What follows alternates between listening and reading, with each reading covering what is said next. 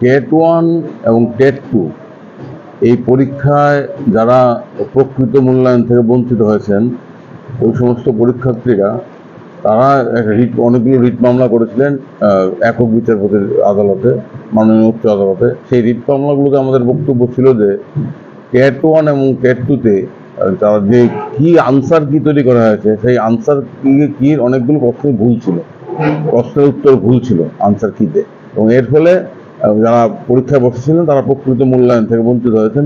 এইভাবে এই অভিযোগ করে রিট মামলাগুলো করা হয়েছিল। যাই হোক, মাননীয় একক বিচারপতি রিট মামলাগুলো খারিজ করে দিয়েছেন। সেই খারিজের আদেশের বিরুদ্ধে রিট আপিল দাখিল করা হয়েছে। রিট আপিল গোটা 10 রিট আপিল, কয়েকশো পরীক্ষার্থী তারা রিট আপিলগুলো করেছেন।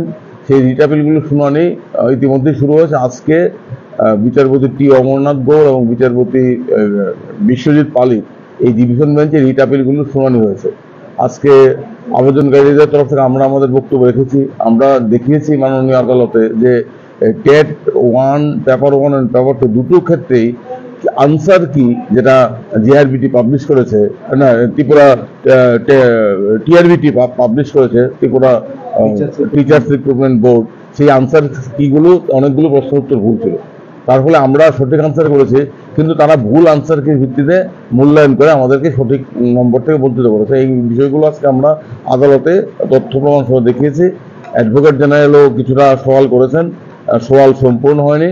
আগামী 24 তারিখ আবার এই মামলাগুলো, আপিল মামলাগুলো পরবর্তী শুনানি মাননীয় উচ্চ আদালত হবে। এই ডিভিশন বেঞ্চগুলো তো 21 সনের টেট আর 23 সনে আমরা এপিল করেছিলাম। এপিলগুলো শুনানি শুরু হয়েছে। আজকে দীর্ঘক্ষণ শুনানি হয়েছে, তবু শুনানি সম্পূর্ণ হয়নি। আগামী 24 তারিখ পরবর্তী শুনানি আছে।